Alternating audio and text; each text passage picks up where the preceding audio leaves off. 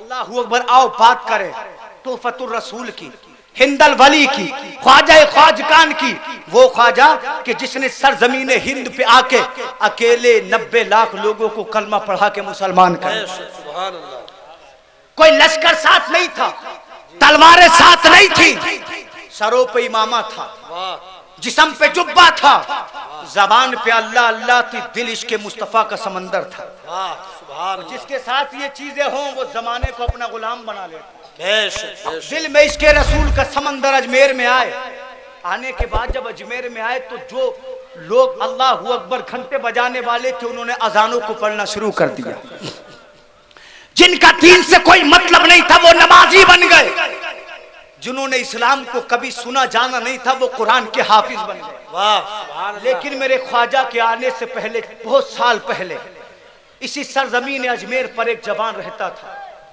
उसके बाप ने उसका निकाह किया। कहां से किया? पटना से किया। रहने वाला कहां का? अजमेर का। बेटे का निकाह किया पटना से। ज़ौजा आई, जमाने ने ठोकरे मारी, अमीर था गरीब हो गया। किस्मत का लिखा कोई बदल नहीं सकता। एक दिन वो आया जब इसका बेटा छोटा सा बड़ा हुआ, इसकी उम्र 5-6 साल की हुई तो इसके बाप का इंतकाल हो गया। पहले ही गरीब हो चुका था, पहनने को ज्यादा कुछ नहीं, खाने को ज्यादा कुछ नहीं, रहने को मकान उम्दा नहीं। माँ ने सोचा बेटा यहाँ रहेगा तो खाएगा क्या, पढ़ेगा क्या, पहनेगा क्या। उसने अपने भाइयों को खत लिखा, ऐ मेरे भाइयों अगर तुम्हें मुझसे मोहब्बत है तो मेरे बेटे की परवरिश करो, हमारे मजहब का, हमारे अकीदत का ऐसा आलिम बनाओ कि जमाना इसके सामने ठहर ना पाए। अल्लाह अकबर। उस वक्त पटना हिंदू मजहब के पढ़ाने वालों की अल्लाह अकबर राजधानी माना जाता था। उस मजहब के बड़े बड़े आलिम पटना में रहते थे, बड़े बड़े दाना पटना में रहते थे, बड़े बड़े पंडित पटना में रहते थे। ये 6 साल का बच्चा अपने नाना के घर गया, इसने पढ़ना शुरू किया। जब इस लड़के की उम्र 20-22 साल की हुई तो इसके जो उसातिज़ा थे उन्होंने ऐलान कर दिया, ऐ लड़के तुझे मालिक ने ऐसा इल्म दिया है कि तेरे सामने कोई कभी टिक नहीं पाएगा। तू किसी से मुनाजरा करेगा तो तेरे सामने कोई मुनाजरा कर ले, किसी की हिम्मत नहीं हो पाएगी। इसने कहा, ऐ मेरे उसातिज़ा तुमने मुझे जब आलिम की, तुमने मुझे जब पंडित की उपाधि दे दी है, आलिम में यहाँ जानकार के मामले में इस्तेमाल कर रहा हूँ, अल्लाह अकबर तो मुझे चंद दिन घर जाने की इजाजत दे दो। इसलिए कि मैंने अपनी वालिदा को 16 बरस पहले देखा था। मेरी माँ मुझसे बड़ी मोहब्बत करती थी, मगर मेरे रोशन मुस्तकबिल के लिए माँ ने मेरी मोहब्बत को सीने में दफना लिया, अपने सीने पे पत्थर रखा। ये लड़का पटना होते हुए जब सरजमीन अजमेर पे गया तो इसने क्या देखा कि जहाँ पर लोग गैर मजहब को मानते थे अब वहाँ कुरान पढ़ने वाले नजर आ रहे हैं। अजमेर की सरजमीन पे 5 वक्त इसे अजान की सदाएं आती थी। किसी को देखो तो कुरान पढ़ता था, किसी को देखो तो अल्लाह अल्लाह करता था। ये दौड़ा दौड़ा अपनी वालिदा के करीब गया। जाने के बाद कहने लगा, माँ ये अजमेर में इनकलाब कैसा, यहाँ तो कोई अजान पढ़ने वाला नहीं था, कुरान पढ़ने वाला नहीं था, इस्लाम को मानने वाला नहीं था, ऐसा क्या इनकलाब पैदा हो गया। जिधर देखो अजानें हो रही हैं, जिधर देखो कुरान पढ़ा जा रहा है। तो माँ ने कहा, बेटा एक बाबा आया है, नाम उसका ख्वाजा हसन है, जिससे बात करता है उसे अपने नबी का गुलाम बना देता है। वाह वाह, सुभान अल्लाह, सुभान अल्लाह अकबर। ऐसे ऐसे अल्लाह ने इस्लाम को फर्जंद अता किए। बेटा जो उससे बात करता है उसके नबी का गुलाम बन जाता है। तो लड़के ने घमंड में कहा, गुरूर में कहा, बाबा मुझसे नहीं मिला है, अगर मुझसे मिलेगा बातें करेगा तो अपने मजहब को छोड़ के मेरे मजहब को इख्तियार कर लेगा। उसे अपने इल्म पे घमंड था। कहने लगा, बाबा जिस दिन मिला मुझसे बात करेगा तो मेरा हो जाएगा। उसकी वालिदा ने कहा, बेटा मेरा दिल कहता है, मैंने कलमा तो नहीं पढ़ा, उसके दीन को तो नहीं माना, उसके नबी को तो नहीं माना, उसके खुदा को तो नहीं माना, मगर मैं इतना जानती हूँ उसका चेहरा बड़ा सच्चा।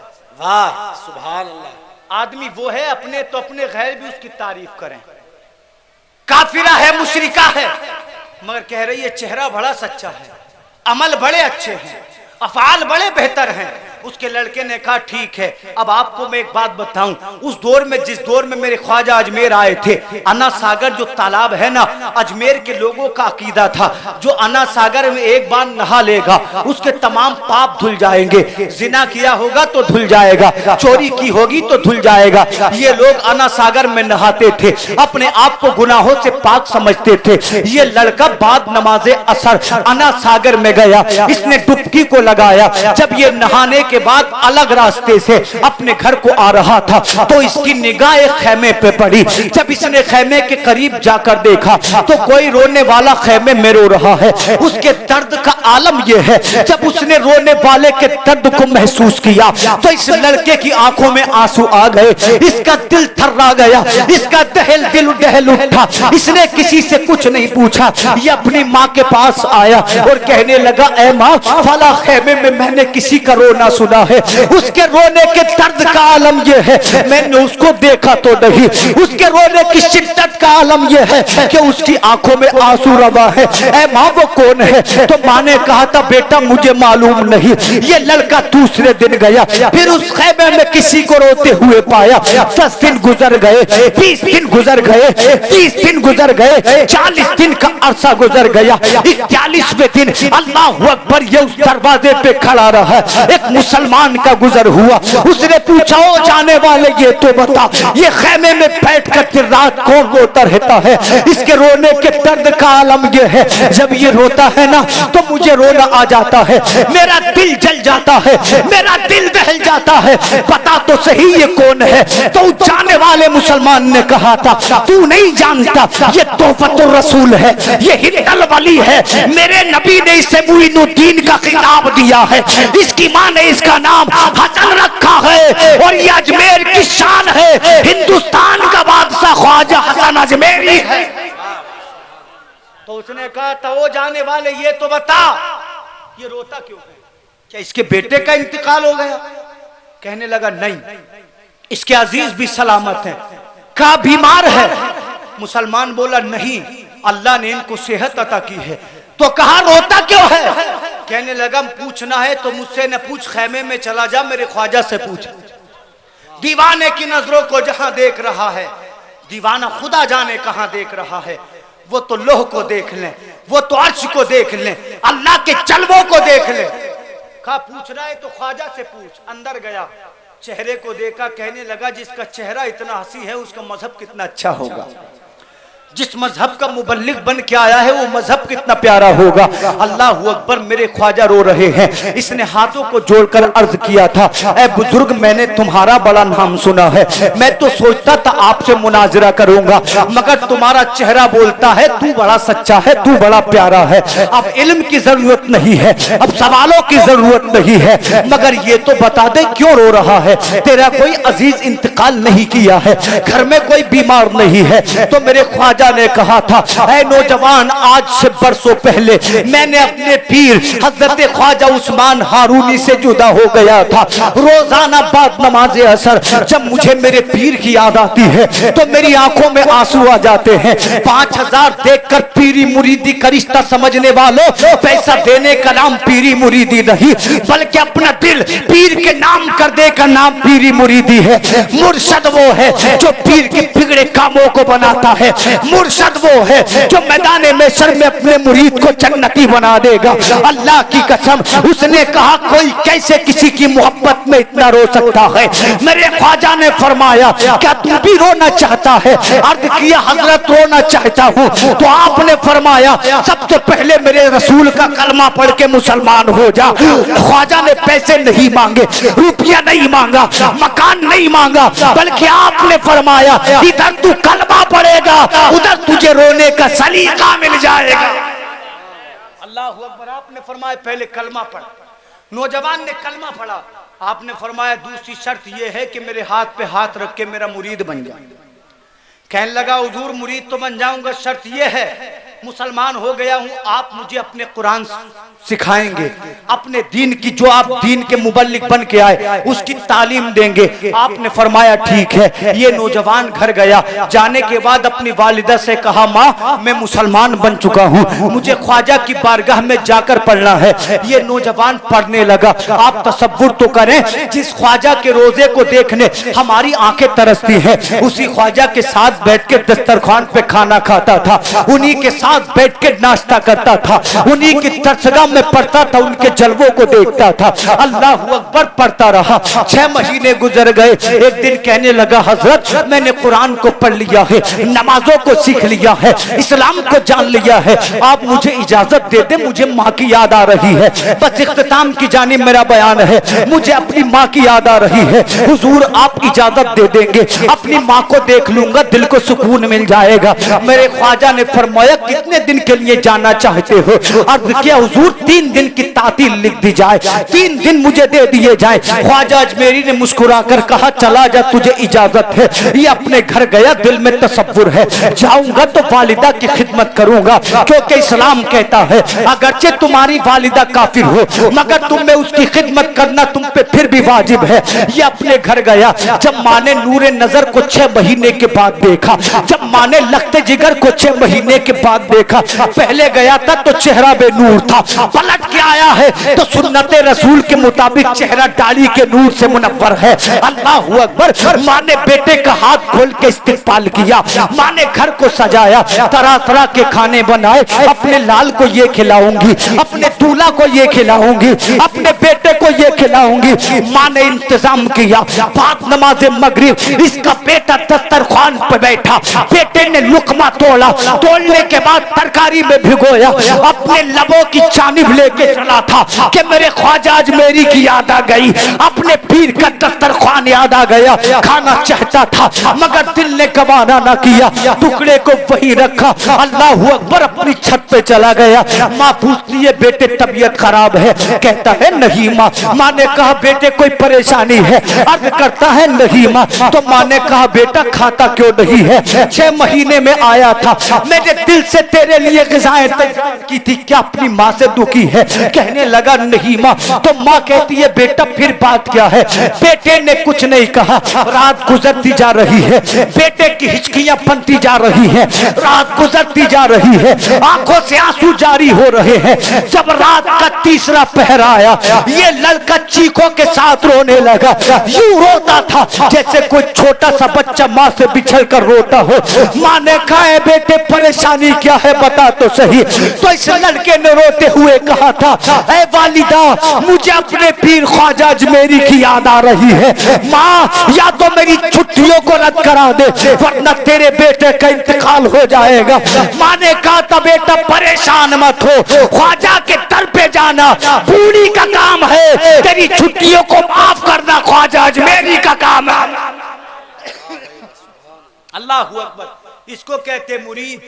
कहता पीर की याद आ गई इसलिए रो रहा हूं, इसलिए परेशान हुआ, तो छुट्टियों को खत्म करा वरना तेरे बेटे का पीर की याद में इंतकाल हो जाएगा। अल्लाह अकबर। जमाने ने कैसे करबटे बदल दी। लोगों ने पीरी मुरीदी को दुकानदारी बना दिया, नाचने गाने का नाम पीरी मुरीदी कर दिया, शरीयत से वास्ता नहीं, लोग पीर बन गए। अंधे लोगों ने बैत कर ली, अल्लाह अकबर, पीर हो तो ऐसा हो, मुरीद हो तो ऐसा हो, पैसे मत दो पीर को, मत बुलाओ घर, मगर उनके दिल में मोहब्बत को बसाओ। सोचो कि पीर ने नमाज पढ़ने कहा तो पढ़नी है, रोजा रखने कहा तो रखना है, अगरचे जान चली जाए। इसको मुरीद कहते हैं। मुरीद वो नहीं है कि पैसे दे दिए, नमाज से मतलब नहीं, कुरान से मतलब नहीं, रोजे से मतलब नहीं, मुरीद नहीं है, वो मजाक कर रहा है।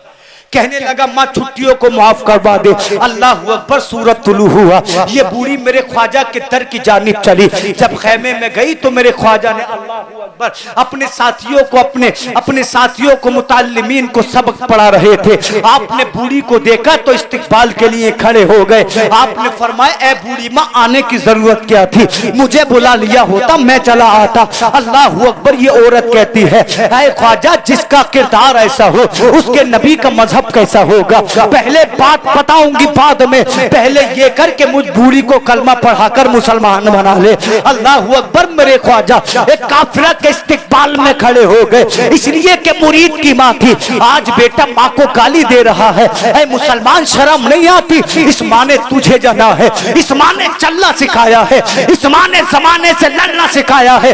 नबी फरमाते हैं, जन्नत चाहते हो तो माँ बाप की खिदमत करो, खिदमत करना तुम्हारा काम है, जन्नती बन जाओ। माँ बाप की खिदमत करने वाला जन्नती बन जाएगा। आपने फरमाया, क्यों आई हो? कहते हुजूर, बेटे की छुट्टी माफ कर दो, रोते रोते मर जाएगा। आपने फरमाया, छुट्टी माफ कर दी, अपने बेटे को भेज दे। ये नौजवान मेरे ख्वाजा के कमरे में आया। ख्वाजा अल्लाह अकबर मुताल्लिमीन को दर्स पढ़ा रहे हैं, जानबूझकर आपने उसको नहीं देखा। अल्लाह अकबर देखे जा रहा है, रोए जा रहा है। ख्वाजा ने नजरें उठाई तो नौजवान की चीख निकल गई। आपने मुस्कुरा कर कहा, ऐ नौजवान, तू ये समझ रहा है तू अकेला परेशान था? सुन, तूने अपने घर खाना नहीं खाया तो तेरे पीर ने अपने दस्तरखान पे खाना नहीं खाया। अगर तुझे ख्वाजा से मोहब्बत है तो ख्वाजा को अपने मुरीद से मोहब्बत है। तू उधर परेशान था, तेरा पीर इधर परेशान था, तो मुसलमानों पता चला हमारे बुजुर्गों ने, औलिया ने मुसलमान को मोहब्बत की लड़ियों में पिरोया है। मत बटो सियासत के नाम पे, मत बटो पैसे के नाम पे, मत बटो किसी के नाम पे, बल्कि जमाने को पैगाम दो, मुसलमान एक है, मुसलमान एक है। जिस दिन मुसलमान एक हो गया, जमाने में एक ही नाम गूंजेगा, उस नाम का एक ही नाम गूंजेगा और वो नाम अल्लाह का नाम होगा। जमाने में कलमा गूंजेगा, वो कलमा अल्लाह का कलमा होगा। एक किताब होगी जिसका नाम कुरान होगा। ऐ मुसलमानों, एक होना हम सबका काम है, हुकूमत अदा करना परवरदिगार आलम का काम। लेकिन छोटी छोटी पार्टियों में बट गए, सियासत के नाम पे लोगों के बहकावे में आकर तबाह कर दिया अपने शिराजे को। अल्लामा इकबाल फरमाते हैं, ऐ लोगों, वो जमाने में मुअज़्ज़ज़ थे मुसलमान होकर, आज हम खार हुए तारीख़ कुरान होकर। और कहते, मौला तेरे काबे को जबीनों से सजाया किसने, तेरे कुरान को सीने से लगाया किसने, सफ़े तहर से बातिल को मिटाया किसने, नौ इंसान को गुलामी से बचाया किसने। दस्त तो दस्त है, दरिया भी न छोड़े हम। बेशक बेशक यही शान है। बेशक दरियाओं से हमारे लिए धूल उठती थी। जब हम एक थे तो हमने पहाड़ों के सीनों को अल्लाह अकबर फाड़ कर जमाने के सामने निकले। जब हम एक थे तो हमने तूफानों के रुखों को मोड़ दिया और जमाने को कहा, दस्त तो दस्त हैं, दरिया भी न छोड़े हमने। बहरे जुल्मात में दौड़ा दिए घोड़े हमने। कलमा हक पढ़ी, हक ला इलाहा इल्लल्लाह मुहम्मदुर रसूलुल्लाह। अल्लाह जल्ल मजदू गलतियों को माफ फरमाए, आका की मोहब्बत अता फरमाए। एक बार और पढ़े, हक ला इलाहा इल्लल्लाह मुहम्मदुर रसूलुल्लाह।